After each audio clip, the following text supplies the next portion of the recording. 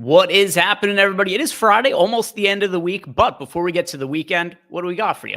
Matt Bellman and I breaking down MLB for the next hour. After us, we're going to have Eric Lindquist and Josh Engelman breaking down NBA for an hour. And then over on Playback, myself and Josh bring you guys into the weekend. So do us a big favor here. Like the video, subscribe to the YouTube channel. It helps us out a whole bunch in the YouTube algorithm while only taking, a half second of your time. Maybe if your fingers are a little slow, 2 or 3 seconds, but it's a very little time commitment from you guys. It helps keep our content free. So we do very much appreciate it. So go ahead and do that. Like, follow, subscribe, all that kind of good stuff. Matt, what's happening with you? Nothing, man. Happy Friday. Just trying to survive this afternoon baseball slate before the night slate starts. We'll see how that pans out. But yeah, we got an interesting night slate this evening with only one late game. So excited to talk about it with you. Yeah, and so I had a doctor's appointment this afternoon. I also had a bunch of meetings, so I've been busy today. I didn't really get to play the afternoon and MLB slate, so I'm not really fully aware of what's going on. Do you have good lineups going, or live lineups win a contest, bubbling the min cash? What do you got going on? I don't. Well, I played a lot of San Francisco, and that game just started. It's in the second inning. It started at 4:35, but I did not play Boston, and they have 13 runs. So I doubt I will be able to do anything significant. Potentially, we'll see what San Francisco does. But yeah, Boston was really the team you needed today. They have 13 on the board. Yeah. By the way, a hilarious message over in Playback. Io Tayo says, were there 2 chicks on here earlier? I was confused as fuck. So here's something that we are trying to do with the Playback channel as well, is we have our Tails platform where, we got a bunch of handicappers that have their bets packages that they sell over there to try to build out our platform a little bit more on Playback. We're having some people from Tails who are going to pop in and do some shows for stuff like afternoon MLB baseball, because, just for us here, like we can't be on 24/7 doing content all the time, but with help of some other people who could pop in and promote some of their packages, they're going to go and watch some games in there with you all as well. So if you are looking for just games to be live during the day and games to be watching, we're going to have that taken care of in Playback as well. So hopefully if people stick around and watch, then we could do even more of those. Because I do think there is a future where, especially as Playback adds more and more sports, where we could have like a constant running, almost like a TV channel where people could pop in, they could chat with each other, watch whatever baseball games are on in the afternoon. Then who knows in the future, like golf, tennis, MMA, whatever other sports end up getting added. So that's kind of the vision over there. And the good way that you guys could support it is just by simply watching some of those shows, or you don't even have to watch all of them. Sometimes just, tune in, check out what's going on. You have to watch the whole thing. It is definitely something that, we appreciate a whole good amount if you could do that for us. And also, if you guys like Playback, that's a way that you could support Playback and make it so that more of those shows could exist as well. So let's start talking about tonight's slate, Matt. And I want to ask you, are there any general overarching thoughts that you have on the slate, either as specific strategies or weather risks that we should be aware of? I don't think so. It looks like a pretty straightforward slate. We're back to there are some good pitching options, but no aces and great spots you feel great about. So I think nailing pitching again is going to be pretty important. I don't know why it does this. I gotta hop out of Playback and come back in. I'll be right back. All good. Yeah. So one thing that has that's been going on so far this year, which is really nice, good weather. Now we'll see what ends up happening in the next, month or two. But so far we've been blessed with pretty good weather. It hasn't been massively problematic for these slates, and hopefully that is something that's going to end up continuing. By the way, shout out to Mile High 5280 says he took the $1 promo on MLB and won a contest and got 5th in another. He says, notice skates. I don't know exactly what notice skates is supposed to mean, but he says, but nonetheless, thanks. Hey, any contest you win, absolutely love to see it. So shout out to Mile High 5280. Took down a contest and got 5th in another one. Not going to be complaining about that. That'll definitely have the tools paying for themselves, especially when we were on the $1 promo over there.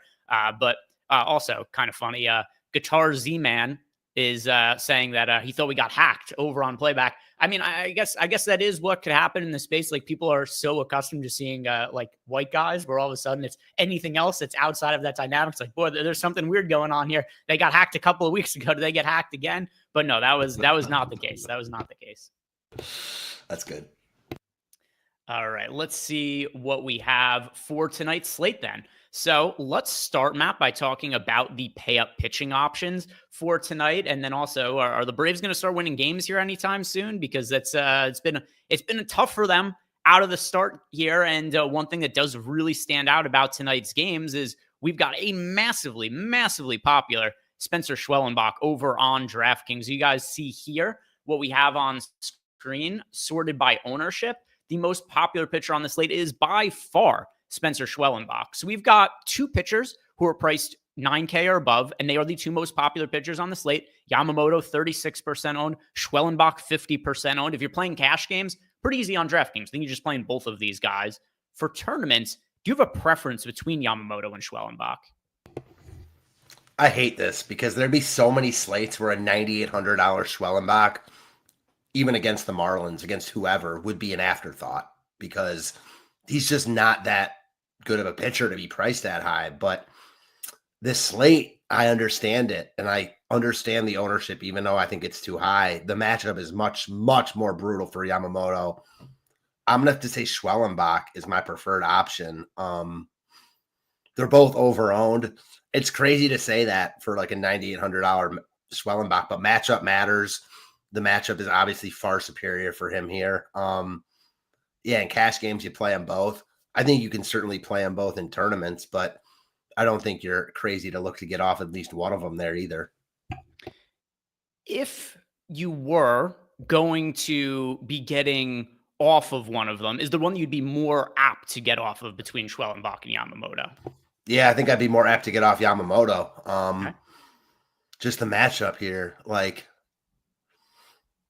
mean, facing Philly in Philly as opposed to Miami at home for Schwellenbach. It's even though Yamamoto's like the better pitcher in my mind, no doubt, like that spot makes all the difference. The ownership, considering their top 2 percentage is relatively similar. Schwellenbach is more over-owned, but I think they both end up being very, very high owned. If I had to get off of one of them, it's going to be Yamamoto. How about you?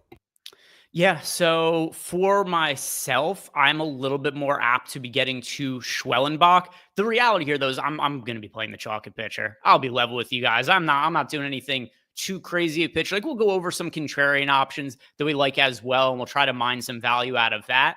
But it's not like the 35% ownership on Yamamoto is massively problematic for a smallish slate for tonight. And they're also so far superior to all the other pitchers on the slate. Like, here, sorting by projections.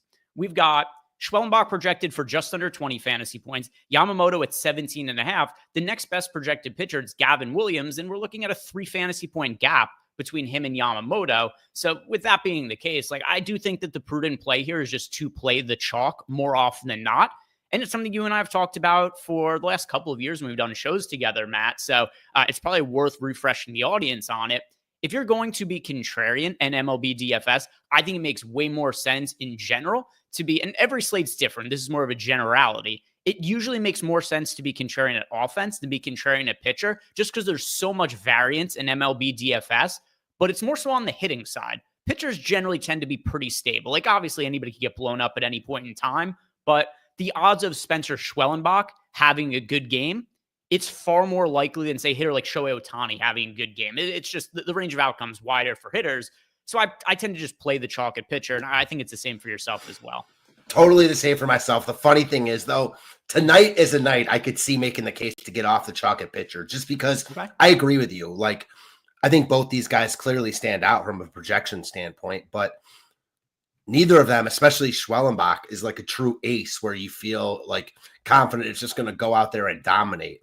Schwellenbach has a high floor here, no doubt, but I think his ownership is too high. Again, I'm probably just going to play him because I don't love the other options, but I don't think I'm going to play both of them because I really don't like the spot for Yamamoto at that price tag. I am intrigued by Gavin Williams, who the tools like a lot too. He's coming in as the highest leverage or the second highest leverage pitcher on the slate behind only Jake Irvin, and he's third in the top pitcher tool. So I think I'm willing, again, this is talking about in one lineup, if you're playing multi-entry, you want to get both of them, but I do like Williams as a pivot off Yamamoto.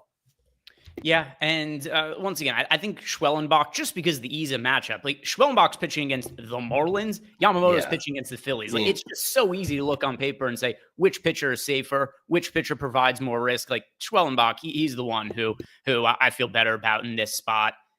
Anything else you want to add about Schwellenbach and Yamamoto? If not, we'll look at the pitchers in the 8K range. no, I think we kind of said it best. Like they certainly look like the two best pitchers on the slate. All right, so let's go ahead and look at the 8K pitchers now, where there's only 3 of them: Zach Lytle, Jesus Luzardo, as well as Jose Soriano. Luzardo, I mean, just what an up and down career he's had to start. Top pitching prospect. He looks good early in his career, then he's terrible. He looks good again. He deals with injuries. We've seen everything. Jesus Luzardo has had a full career in like 4 years. He's done everything. He's been he's looked like an ace at times. He's looked like he doesn't belong in the big leagues. All over the place for him, but also just brutally tough matchup against the Dodgers. With that said, he is actually the 3rd most popular pitcher on the slate, pulling just over 16% ownership. So we've got Luzardo 16% owned, but then just single-digit ownership going to Zach Littell, as well as to Jose Soriano. Of the guys in the 8K range, any preferences or anybody who you're really looking at with interest? Is Gavin Williams not in this range because he's $100 less? Yeah, we'll call him with he's the 7K. Yeah. Okay, so I really struggled to get to Luzardo in this spot. At like he's not expensive, but he's not like cheap either. Soriano interests me. Both sides of that game, Cleveland and Soriano. I think this could be a good get right spot for Cleveland. Just got done facing 3 really good pitchers in San Diego, the last of 2 which being King and Cease, who are really good. Soriano's been good. I think his numbers are a little bit inflated. You look at the underlying stuff, it's not as good as his actual numbers, but he's under-owned and he's been good. So Soriano is my favorite of this bunch, but I also like the Cleveland side. So this is one I could certainly see playing Soriano. I could certainly see playing Cleveland, and the tools like both sides as well. All right. So for me, here's what I like based on what some of this ownership is. And we'll talk more about stacks in a little bit. If Jesus Luzardo is actually going to be the 3rd most popular pitcher on the slate, and just knowing how high variance he's been over the first few years of his career, and we just have no clue what the hell he's going to be this year, I like stacking the Dodgers. Like you're telling me we could get the Dodgers against the 3rd most popular pitcher on the slate. Like that's of interest to me. That's fair. My only quibble to that would be like, yeah, he's the 3rd highest owned pitcher, but like after Yamamoto and Schwellenbach, like it's very close. And would you be surprised if he's like the 6th highest owned pitcher instead? You know what I mean? Yeah. Yeah, it could certainly be the case. And it's not like there's that big of a gap in terms of like him being, and it's also the number itself is like he's 16.5% projected owned right now, or 16 and change. And then if you look at the other pitchers here, where like, sure, if he was to end up coming in at 13% ownership, all of a sudden he's like the 7th most popular pitcher. Right. To me, it's more like he's in the next tier of popular pitchers in a really tough matchup. That's totally fair. And it's still the Dodgers, and they look good in the top stack tool. And I was thinking about this when we were talking about Yamamoto. Like the Phillies don't look good in the tools, but I think they're a good enough offense where you can look to stack them when they're facing a really popular pitcher as well. So we'll talk about that in a minute, but I feel similarly about the Phillies here. All right. So let's I don't want to get too far ahead of ourselves and trip over the skis. So we'll finish talking, which is my fault. I'm the one who brought up some of the stacks here and the talk. It's my fault. Let's talk about the 7K pitchers. We've got Gavin Williams, and I'm not a mind reader, but I do think you tipped your hand a little bit using some of my poker abilities. I'm picking up that you might like Gavin Williams, or else you wouldn't have asked, can he be included in the 8K range? So it would be very unlikely to me that you said, does Gavin Williams count here, just so you could say you don't like Gavin Williams? So I'm doing, a little bit of reverse engineering here. But we got Gavin Williams at $7,900. Seth Lugo is $7,600. Dean Kramer, Max Meyer. Actually, we'll just include Jake Irvin here, or else he's like, why do we need to talk about Jake Irvin as a sole entity? So we'll include all of the pitchers below 8K together. So let me know, assuming that I've read you correctly, what do you like about Gavin Williams? I like his stuff. I like his price tag. I like the matchup. I don't love the matchup. Like, it's not the Marlins, but I like it enough, especially at an under 8K price tag. I really like the ownership. 3rd in the top pitcher tool. Like not 3rd in ownership, and I don't expect him to be highly owned at all. again, he's coming off a really good spring training. He's always been one of the Guardians, Cleveland's top prospects. Really, really good stuff. Hasn't put it all together for like a full season or a full stretch, but he's definitely shown starts where when he's had his stuff, he can pay off this price tag in spades. So I have GPP interest in Gavin Williams for sure. I don't think he's nearly as safe a play as either of the top two guys because they're just, better pitchers and or in better spots. But at ownership considered, I like Gavin Williams quite a bit here. That said, I do think there's a few pitchers in this range we're talking about. Like a bunch of these guys, most of these guys are not gas cans. So like Brandon Pfaadt, I don't really like the spot, but he's a pitcher I'm a fan of. I've used him a lot, especially last year, and he was really, really good. I don't think you're crazy to look at like Seth Lugo, although that's a brutal spot. But this range is full of like decent to good pitchers who just aren't in good spots. Gavin Williams, to your point from last year, I think his numbers are going to deceive a lot of people, or people will just look at the 4.86 ERA and be like, here's a top prospect who just wasn't really working out. But 4.22 expected ERA, 3.67 FIP. What ended up happening last year, he was a victim of a low strand rate, so he got a little bit unlucky. That's why the actual ERA was worse than some of the underlying numbers. So that was a big factor in it. And then also on top of it, like a little bit of bad BABIP luck, especially considering coming up through the minor leagues. He was generally a lower BABIP guy. Every projection source has him as a low BABIP guy this year as well, but he did have a BABIP well over 300 last year. So I think on a couple of ways, we saw a string of unlucky results from Gavin Williams. I think he's going to be like a mid to top of rotation pitcher going forward. And also, to your point, average fastball velocity was 96.6 miles per hour. First start this year, 97.6. It's only 5 innings. It's a small sample size, so you don't really know, but that's a pretty significant uptick for a guy who's already throwing really hard. So I think there's a lot to be optimistic about when it comes to Gavin Williams. And just like you, Matt, he's my favorite pitcher in this price range. He's my third most rostered pitcher overall on the slate. Yeah, sweet. I love it. His stuff was good in spring training too, so I'm buying it. I'm especially when the ownership is low here. So, again, Yamamoto is clearly the better pitcher right now, but the spot is brutal for him, especially considering he's getting so much ownership. So I don't mind that pivot. Let's look at the other pitchers in the 7K range where we've got, Ash Cash here. He had asked us how we feel about Seth Lugo. You had brought up that you're kind of lukewarm. It's such a tough matchup against the Baltimore Orioles.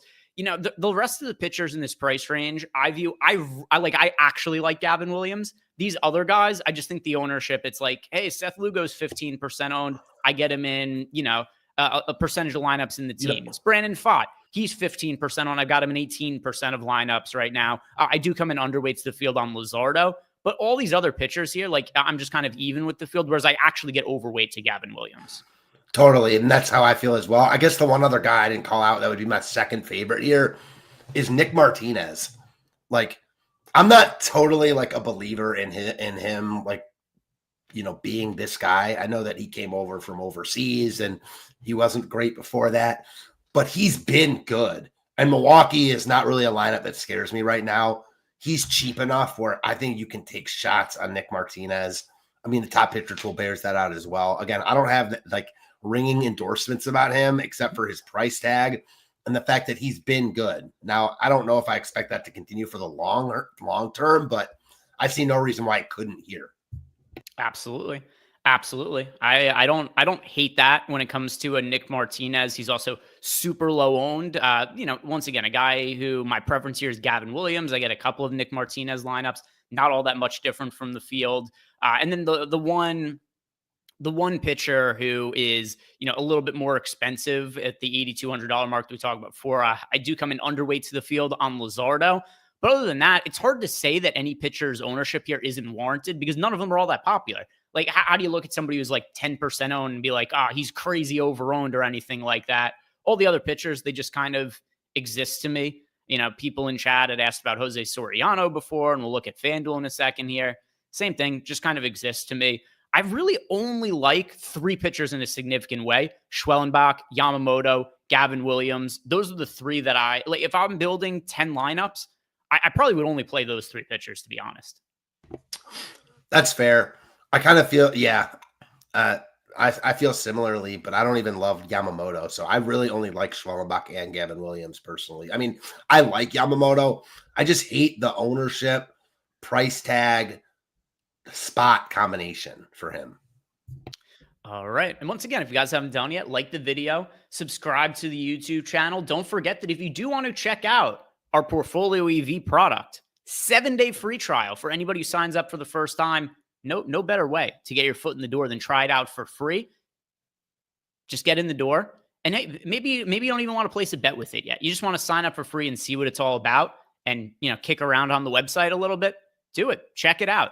But I do think that if you do stick around, build a portfolio, start placing bets with us, you're going to like it. And then also just get down as many bets as you possibly can on a given day. Try to reduce variance as much as you can. I know for me, on days where I don't have a ton going on, I'm placing anywhere from 200 to 400 bets. It's been really profitable for me. I made $7,000 last month using the Portfolio EV tools, and it requires basically no thought process of my own. I just use the mass entry tool, and then I could use that to mass bets a bunch all at once. So it's not all that time consuming to place all that many bets. Once again, link down below in the YouTube description box. 7 days, totally free. Your first 7 days, they are on us. And I accidentally took the overlay off. There we go. It's back. So, Matt, any other final thoughts you have about DraftKings pitchers? If not, we'll look at the pitchers on the FanDuel side. I don't think so. I think we kind of nailed it. All right. And if you guys do have any questions for us in Discord, hit me up and let me know. And we do have a couple here sitting here for us. The first one, I didn't really answer it for mine signing just because we were already talking about it. I knew it was going to come up, but he wanted to know thoughts on Gavin Williams. I think we made our thoughts pretty clear there. We both like him a pretty good amount. And then Master PJ is saying, when trying out the MLB package, well, I know MLB lineup generator using the Sims, but just wondering, sure. So a main reason why is because we beefed up this single lineup sim, which we also feel is a much superior product to the lineup generator, because it is. So we want to make sure that instead of focusing on a bunch of different products, that we could improve the actual best ones that we have on the site. And it's also, I don't know if you remember this, Matt, but there's one time we used to have the lineup builder on the site where it was like a very basic way that somebody could build lineups. It was like this, but no simulation aspect or anything like that. It was just, here are the players, here's their price, here's what their projection is. You could hand build a lineup with that.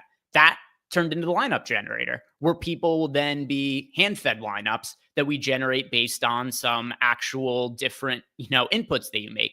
And now that's now become the single lineup sims, which is kind of like the best of both of it, where you could build some lineups, then you could also simulate it to get some feedback. So that's the real reason why it's more just like focusing on some of the best products we could possibly put out, as opposed to putting out like 10 different things where maybe not all of them are high quality. So this is the main reason why, because we have the single lineup sims here. And if you are somebody who just wants a lineup built for you, we also have the complete your lineup function. So if you just want to play the lineup that projects the best in our data, just press complete this lineup, and that is what you're going to get. And that's a pretty viable way to go ahead and build cash game lineups. If you want to make a stack, you could enter in the 5 players that you want to make a stack with, and you could press complete the lineup, and that will also complete the lineup for you. So that's the main reason why they're Master PJ. If you have any other questions about how to use the tools, hit me up and let me know. Always available to answer any questions. All right, let's look at FanDuel pitchers, Matt. And here to me is the biggest question about the FanDuel side of things. On DraftKings, we have to roster 2 pitchers. And when you have to roster 2 pitchers, it's you can make a case for getting away from Yamamoto or Schwellenbach in an individual lineup. For FanDuel, where it's only a single pitcher site, can you make a case for getting away from Schwellenbach or Yamamoto when there's only one pitcher you're rostering? I think there is, because they're both so expensive. I mean, and ownership is there. So, I mean, I personally do. Like, neither of these guys are guys like I expect, like a, Paul Skeens or vintage Chris Sale type performance here. I think Schwellenbach, again, has a great floor. FanDuel probably is worth even a little bit more because of the win and quality start, but he's no proven or sure thing. So Gavin Williams, like, he is so cheap on FanDuel. Yeah, I mean, he's my favorite pitcher here for sure. I think it's definitely viable personally. Yeah. So one thing that is of interest when you look at the FanDuel side of things, that Yamamoto's ownership quite a bit lower than Schwellenbach, where you could actually look at Yamamoto as not like contrarian, but you don't have maybe the same ownership concerns you have over on DraftKings. For cash games, I think playing Schwellenbach, super easy decision between Schwellenbach and Yamamoto. And then also when you look at some of the other available pitchers, by the way, I do feel the same about FanDuel as I do about DraftKings in terms of I don't really want to play anybody outside of Schwellenbach, Yamamoto, or Gavin Williams if I'm building a handful of lineups. If I'm going to be contrarian, I think Gavin Williams is pretty clearly the guy. I don't have massively different takes about pitchers on FanDuel compared to DraftKings. I kind of feel the same on both sites. Totally the same.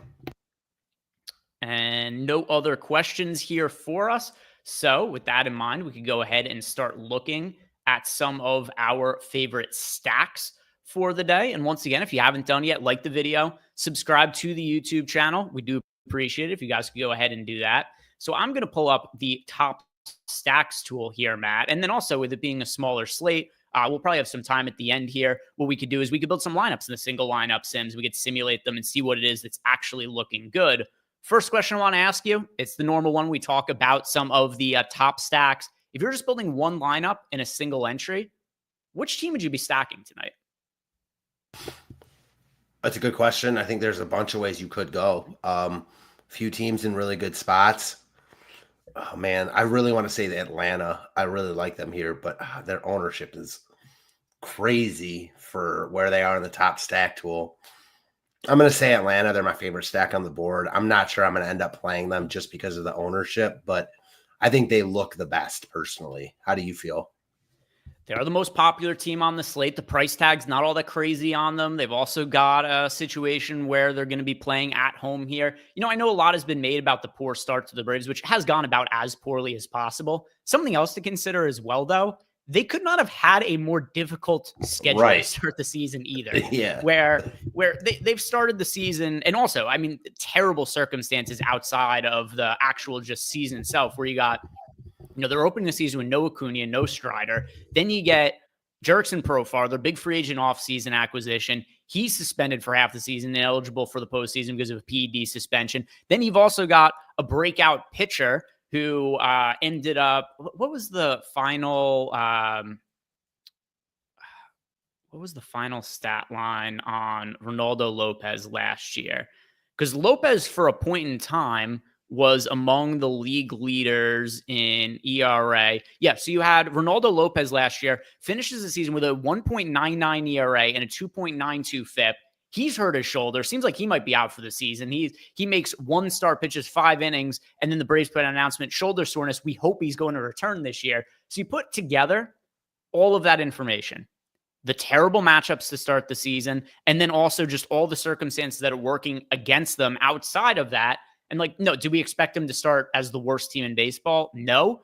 But I think people are pretty quick to, well, actually, I can't say they're that quick to give up on them because they're the most popular team on the slate. But the pricing algorithm kind of gave up on them in terms of they became way too cheap now. So I agree with you that if we had no considerations other than just what's the team that we expect to do the best relative to their salaries, the answer is the Braves. But I'm coming in just slightly underweight to the field to them because of how popular they are.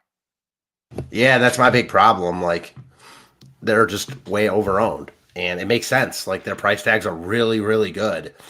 I think that, like, this is where Gavin Williams might come into play. Like, you know, playing him instead of Yamamoto and then getting different with your secondary stack could get you different enough with playing Atlanta. But at first glance, I'm like, man, I don't want to play the highest owned stack on the board when, like, they haven't been great. And they're not deserving of being the highest owned stack. That's the biggest thing. Like, I get it because their price tags are really good. They stand out from a value perspective, but they're overowned. I mean, it's as simple as that. There are ways around it. If you're dead set on playing Atlanta, which I might end up being, like, I might just want to jam in Atlanta. Well, then I'm going to get real different with my secondary stack. And that might include playing a couple Philly guys. Mm-hmm. Yeah, and we've got a question related to the Atlanta Braves where we've got Trey in chat is asking us, why not Meyer at all for today? Yeah, so the simple answer is because he's not good. I know he had a decent start to open up the season. He is a former top pitching prospect, but you look at last year, He had a 5.68 ERA. He had a 4.74 expected ERA, a 5.9 FIP. He also didn't generate strikeouts last year. And despite the really slow start to the season for the Braves, this is a tough matchup. We are not going to be looking back on the season in 3 months, 4 months and say, boy, the Braves were one of the worst offenses in baseball this year. I don't expect that to be the case. So with that in mind, I do consider this to be a very tough matchup for Max Meyer. It's clearly a ballpark downgrade. And yeah, it's just a no for me. The only reason that I think you would make a case for him is just there's a lot of randomness in baseball and the Braves are chalky. That's kind of the only reason I would see to take a shot on Max Meyer. Yeah. But in terms of like expected output for him, I don't want to be playing him. Same. He's too expensive also. Like there's just other better pitchers in that range. The only reason would be the leverage. And I'll say this about Atlanta. Like we did a show on opening day. I stacked Atlanta that game against, I think it was King, and they were good. They were almost great. I told you about that Albies got robbed of a home run. Like all of a sudden, that's like an 8 spot against Michael King. They scored 4 or 5. They ended up losing that game. But I do think like it's much ado about nothing in the sense that the Braves, when all is said and done, are going to have one of the best offenses in baseball, in my opinion. The bottom of their lineup is weak right now when you take Acuna out, but the top of their lineup is still really, really strong. Yeah. And then in chat, SMP says Max Meyer did change his arsenal this year. And then he said, that's not me saying he's destined for success. Yeah, it's just like, what does that ultimately end up meaning? First start of the season, like the results were good. The underlying numbers were exactly the same as pretty much any start that he had last year. His swinging strike rate for his career is 10.5%. His swinging strike rate for his first start of the year was 10.8%. You just had 5 innings he pitched where, he had a low BABIP, he had a high strand rate, and just didn't really allow any runs. I'm not going to put too much weight into it. I understand that's not what you're saying either, but yeah, it's not enough of a reason for me to actually want to be going out and rostering Max Meyer or anything like that. So if we go ahead and look at some of the other stacks on the slate, I should give my answer here as well. So how things are standing right now, Matt, I don't want to make a 5-man stack of the Dodgers, but I am interested in them as a secondary stack in GPPs. I know you like the Dodgers here. Yeah, so I do like them as a secondary stack. As a primary stack, I think you're going to like the team that I like. Your Cleveland Guardians. I like them too, but I am torn. Like, they're not great, and Soriano's been good. That said, I do like this spot for them, and the tools really like them. So I'm with you here. Yeah, when I run everything through the Sims, this is the team that I get the most exposure to tonight is the Cleveland Guardians, and it's twofold. Number one, we have them under-owned relative to what their top stack odds are, but also they're fairly cheap.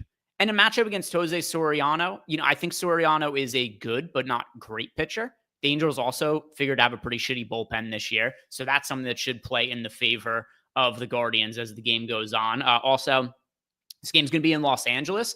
As far as this time of year goes, Los Angeles is going to be one of the more favorable places to hit just because the weather is generally going to be warmer there than it is a lot of the places in the middle of the country or on the East Coast. But then also when it comes to Cleveland, you're getting a team here that's cheap enough that is going to allow me to fairly comfortably build lineups that have both Yamamoto as well as getting to so you could build lineups that have both Yamamoto and Schwellenbach while not having to get yourself too crazy chalky. Because here's the build most of the field is going to go. Brave stacks, Schwellenbach, Yamamoto. I understand why. It's just going to be really, really popular. What you can do instead is you go Cleveland with the 2 pay-up options, or you go Cleveland with, say, Schwellenbach and Gavin Williams to save some salary, and then you go with the Dodgers as a secondary stack. That's a kind of build that I really like for tonight's slate that I think I'm going to be utilizing quite a bit looking at my lineups in the Sims. Yeah, right now I think that's a big debate for me. Like, in one lineup, do I get off Atlanta and play like Cleveland and then another secondary stack, and that could be whoever? Or do I play Atlanta and then get real weird with my secondary stack, like play some Philly? Because if I play Atlanta, I'm going to need something to offset that ownership for sure. Yeah, so with that in mind, Guardians, that's the team that I like the most for single entry. There's a couple of other teams that are really popular on this slate outside of the Atlanta Braves. We do have the Dodgers, who overall are pulling ownership. I mentioned I like them a good amount as a secondary stack. So that's a team that I'm getting to a good amount as 3-man stacks. But then also you got the Arizona Diamondbacks. They are 11% owned. So they are just behind the Atlanta Braves in terms of projected ownership by just like 0.2 of an ownership percentile here. But in turn, they actually have quite a bit higher top stack odds than the Braves, or they also come at a more expensive price point. So what do you think of the ownership going to the Arizona Diamondbacks as one of the other chalky teams tonight? Yeah, it makes more sense than the Braves in terms of the top stack tool. Facing a worse pitcher, their lineup has been better than Atlanta's. I mean, they're healthy. I get it. Like, it is, for me, like whenever I see a team like Arizona who has, a 12, almost a 13% chance of being at the top stack, and then Atlanta who has an 8% chance, and they have basically the same ownership, like slightly less for Arizona, I think it's a no-brainer. You just play Arizona. I mean, for me, as someone who knows and watches baseball, I struggled to get off Atlanta in this spot at those price tags. But if I was someone, and we've talked about this a lot, like some sports, it's just better not to know anything. If I was coming into this slate not being a baseball fan and just playing it because I wanted to, I would play Arizona over Atlanta 100 times out of 100 here. Yeah. So for myself, I am getting to a little bit more of Atlanta, and it's just a price point thing. It's because they're cheaper than Arizona. Arizona, and by the way, I do come in a little bit underweight to both of them. They are 2 of my 5 most rostered teams, but with that said, just underweight to them considering what their ownership is. So if I am going to play the most popular stacks on the slate, I lean a bit more towards Atlanta over Arizona just because of what the salaries are on the individual hitters there. And now one other thing to ask you here relative to the stacks, are there any really low owned teams you like for any reason? Yeah. This is going to contradict everything we just talked about, but Gavin Williams is volatile, and the Angels aren't going to be owned here. They're at home. They've been good to start the year. So I hate it. I'm going to say the Angels. And then the other one is a team I've already talked about, the Phillies. Really hard to stack them because they're expensive. But if you're stacking them, you're also not using the second highest expensive pitcher on the slate. So makes it a little bit easier. The Phillies are just too good to be so low owned against a pitcher who's really, really popular. I mean, the Phillies lineup is like one of the top 5 lineups in baseball. I know they're in a tough spot against Yamamoto, but they're good enough to be deserving of ownership in a spot like this. Yeah. So for me, let's see. Were there any really low owned teams that I'm getting myself to? I mean, one other thing that's kind of tricky about this question is it's not like we have very many, just because of the size of the slate. It's not like we have that many crazy low owned teams. Like, we've got Yamamoto, the Phillies going up against Yamamoto. We've got the Marlins going up against Schwellenbach. I actually do have a little bit of interest in the Phillies as a stack today, Matt, just because this is a team that does project as being underowned in our data. But then also you're getting some leverage on Yamamoto. You and I have both said that we prefer Schwellenbach to Yamamoto. So let's envision a scenario where the Phillies go out and are the highest scoring team on the slate. Is it likely? No. But I mean, still, we have it happening 5% of the time in our data with 3% projected ownership. So let's just throw that scenario out. Phillies are the highest scoring team on the slate. I think it's pretty easy for the rest of the lineup to come into place. Schwellenbach, Gavin Williams, Phillies 5-man stack. You get an outlier game against the Phillies, maybe a little bit of good BABIP luck. And I think it's pretty easy to see a path where that lineup lands at the top of a GPP without too much friction, just as long as the Phillies are to have a good game. So I actually do like the Phillies as a contrarian team. Yeah, I mean, you basically read my mind with that analysis. So we're on the same exact page there. Is it likely to work out? No. Is it going to project well? No. But they're good enough where they can get there in a spot like this. And as good as Yamamoto is, like, he is not, like, to me at least, I don't think to you either, like DeGrom at the top of his game or Scherzer at the top of his game. Like, Yamamoto's great, but he can be gotten when he doesn't have his A stuff. Yeah. Yeah. And, we don't have that much data on him. Like, I tend to think he is going to be a Cy Young contender going forward, but we've only seen him pitch in the big leagues for, last year he got hurt. He only pitched for about half a season. Then we saw him make 1 start or 2 starts so far this year, because I forgot that he also had the benefit of the opening series over in Tokyo. So, yeah, I think that the Phillies against Yamamoto, not a likely stack to go off, but if I'm going to be really contrarian, that's the team that I want to be eyeing. Anything else that stands out to you as far as stacks go? I mean, with Atlanta getting so much love, like basically every other stack is either under-owned or right where they should be. That is interesting. Like basically the tools are telling you the only team you should not play, not you, but the proverbial you, is Atlanta. And I'm a sucker, so I might still play Atlanta. But the more I look at this, the more I might just play pieces of Atlanta, because literally what I just said, every other team is either under-owned or appropriately owned. I'm not sure I've ever seen that. Like, sure, a couple stragglers at the bottom, like Washington, are a little bit over-owned, but that's nothing of note. It's really interesting. All right, so let's. Actually, I forgot.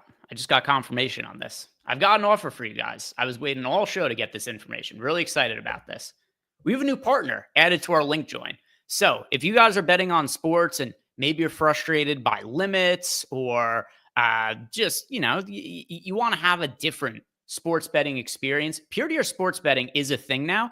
And we now have NoVig as a sponsor. So if you guys sign up at NoVig, there's a link down below in the YouTube description box. So you must go through that link. They're not added to the graphic quite yet. But if you guys sign up at NoVig through that link, also, if you use the promo code Stokastic1, and it's actually STOK1, you're going to get a $10 bonus on your first deposit of $100. So you just get $10 for free when you sign up, but also you get your choice of either a free month of a DFS core package of your choosing or a free month of Portfolio EV. And we now have NoVig in Portfolio EV. So this is peer-to-peer sports betting. You don't have to worry about playing against the book where you're going to get limited.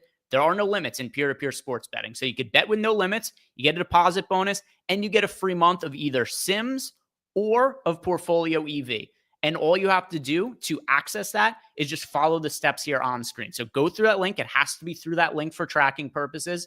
Sign up, deposit, play with our partner, and you get a free month. And core, that comes with access to our Sims, player projections, ownership projections, all that. So sign up, you get any, if you want it to be NBA, cool. If you want it to be MLB, that works as well. The only thing that's necessary is you follow the steps that we have on the link join page, which is just going to be pretty simply sign up through the link, place a bet, and then you email NewsGod and show him that you placed a bet, and then you are going to get a free month of either Portfolio EV or of Stokastic Sims, your guys' choice. Really good offer. Take advantage of it. And then also, I'm really excited about peer-to-peer sports betting becoming a thing now, Matt, because sports betting limits have become pretty frustrating. It's something I have to deal with at every single sports book I play at now. And now there's a little bit more competition in the space. So I am looking forward to peer-to-peer sports betting ramping up a little bit here going forward.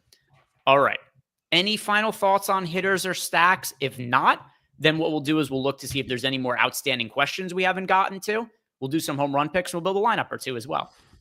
Yeah, I don't think so. I mean, as we talked about, there aren't that many pitchers in great spots. That means there's a lot of good stacks here. I think it's kind of like there's, I'm not sure the phrase I'm looking for, but there's a bunch of good spots to look to.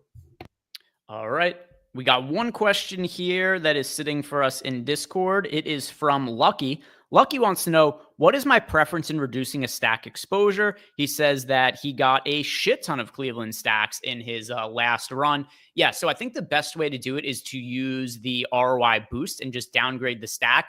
The reason I recommend doing that as opposed to just the flat exposure cap, and if you're short on time, you can do the flat exposure cap, but if you're running into, and this happens a lot for NBA as well, if you're running into a player who's showing up in like 90% of lineups, and so you give them a negative 50% ROI, negative 50% ROI boost, Matt, and they're still showing up in a shit ton of lineups, the data is telling you that you should still be playing that player.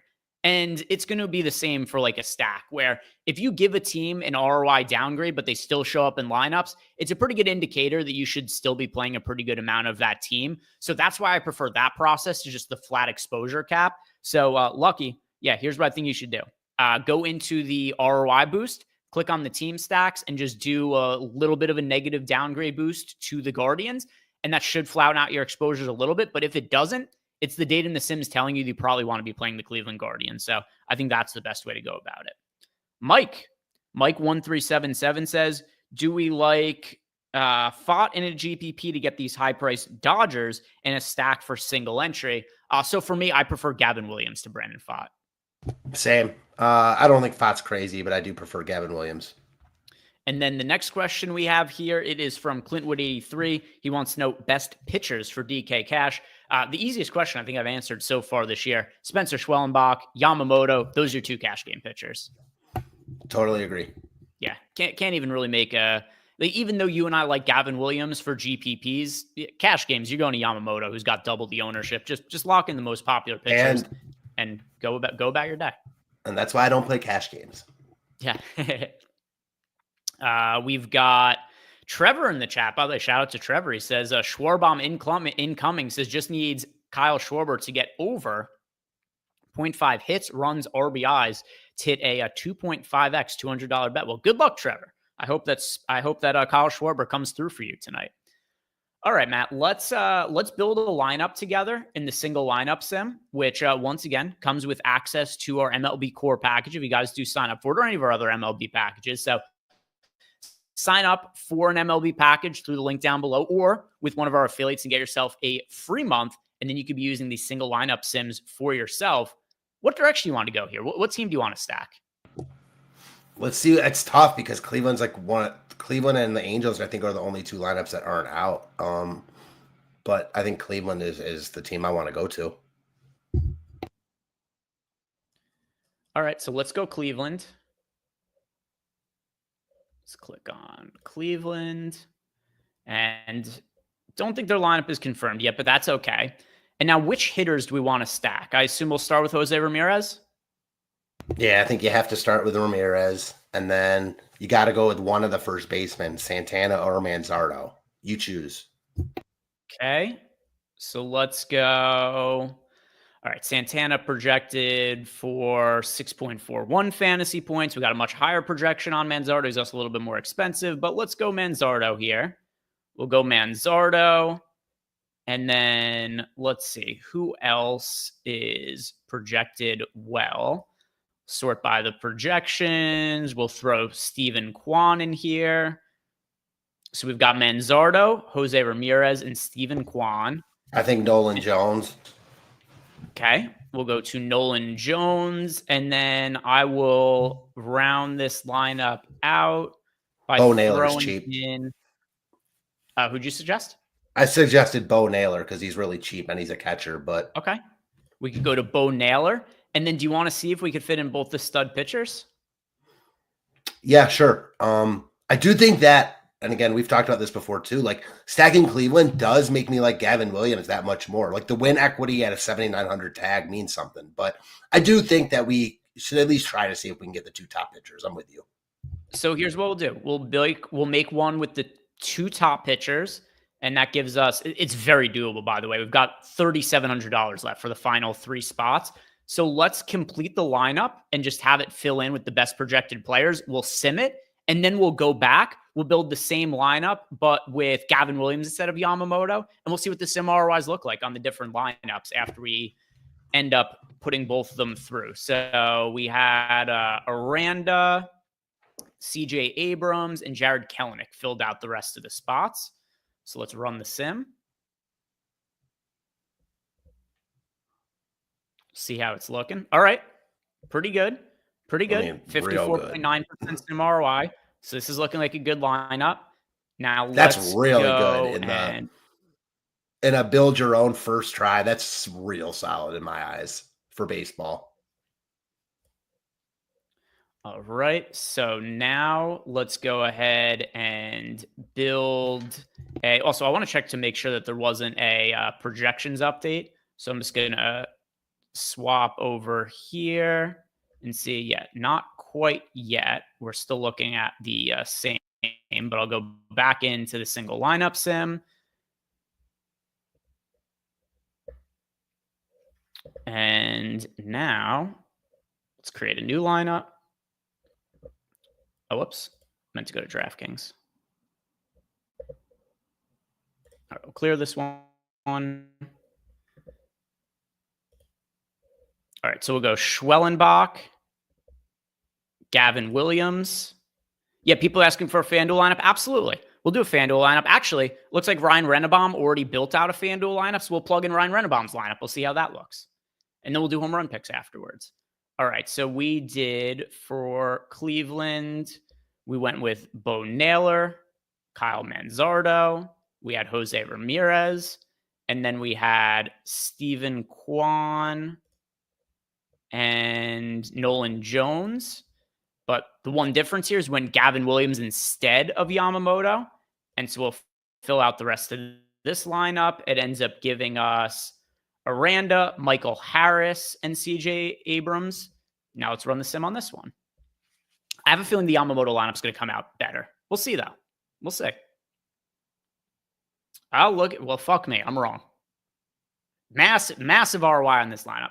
85.7% sim ROI when we ran this lineup with Gavin Williams. So, hey, look at that. I don't know. It might be because of the extra correlation that you had mentioned, Matt, where, if the Guardians go off, Gavin Williams is a little bit more likely to end up getting the win bonus. But yeah, this lineup ends up rating out really, really well. You want to know what's funny too? The only swap is it's a straight 2 for 2. It's Gavin Williams and Kelenic, the 9-hitter for Atlanta, for Michael Harris and Gavin Williams. Yeah. It's a very similar lineup overall. Just did like a little bit of a 2v2 swap. Just the 2v2. Yeah, that's crazy. And I'm surprised at how much higher the ROI is. That said, Yamamoto is over-owned and Gavin Williams is under-owned. So that could play a part in it too, Absolutely. All right, so let's go ahead and build the FanDuel lineup out. We'll plug in Ryan Rennebaum's lineup. Then we'll do our home run picks, and then we'll take off for the night. And once again, if you guys haven't done it yet, like the video, subscribe to the YouTube channel. So Ryan went with Gavin Williams at pitcher. All right, so he's got Gavin Williams in here.